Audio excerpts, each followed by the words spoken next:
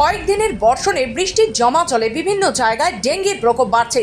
Dengue নিয়ে বাড়তি সতর্কতা নিয়েছে সরকার। ডেঙ্গু মোকাবিলায় পাণ্ডবেশ্বরের স্বাস্থ্যকেন্দ্রের ডাক্তার সন্তোষ কুমার বলেন, এখনো পর্যন্ত পাণ্ডবেশ্বর এলাকায় কোনো ডেঙ্গি রোগীর কথা সামনে আসেনি। তবে এই ব্যাপারে তারা সচেতন। আশা কর্মীরা পাড়ায় পাড়ায় গিয়ে ডেঙ্গি সম্পর্কে সচেতনতার বার্তা পৌঁছে দিয়েছেন। পাশাপাশি বিভিন্ন জায়গায় ব্লিচিং এবং মশা নিরোধক স্প্রেও করা হচ্ছে। कि हमारे एरिया में देखा जा रहा है कुछ अभी हमारे एरिया में तो ऐसा अभी एक भी मतलब ये नहीं आया है पॉजिटिव नहीं होने से। अभी फिर भी हम लोग क्या है कि ब्लीचिंग पाउडर का ये सब का मैंने एरिया में सब सेंटर में डिस्ट्रीब्यूट कर दिया गया है। ठीक, अभी वीडियो मैन से बोल के अभी हम लोग जो डिसइंफेक्टेंट होता है मच्छर को मारने के लिए वो स्प्रे करा रहे हैं अभी।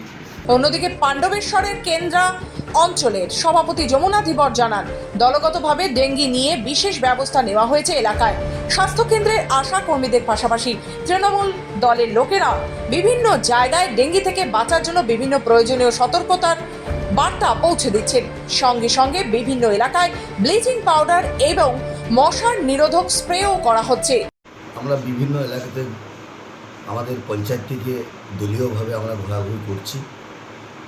আমরা সতর্ক আছি এবং ওখানে এলাকার মানুষকে আমরা পরিষ্কার পরিচ্ছন্ন রাখতে বলেছি এবং যারা ডেঙ্গু আক্রান্ত যাতে না হয় আমরা তাদেরকে পঞ্চায়েতের মাধ্যমে আমাদের পার্টির গাইডলাইন মেনে আমরা সমস্ত নেতৃত্বকে আমরা জানিয়েছি, যদি কেউ জ্বরে অসুস্থ ভুগে ডাক্তার কাছে চিকিৎসার জন্য তাদের পরামর্শ নিয়ে ডাক্তারের সাথে করে। এবং আমরা এলাকাতে বিভিন্ন বুথে বলুন এলাকাতে ঘোরাঘুরি করছি। আমাদের দলীয় নেতৃত্ব, আমরা সহায়ক প্রধান উপপ্রধান সমস্ত আমাদের দলীয় দ্বারা মানুষকে আরও সহায় হয়ে থাকে। পাণ্ডবেশ্বর থেকে সোমনাথ মুখার্জি রিপোর্ট, খবর বাংলা।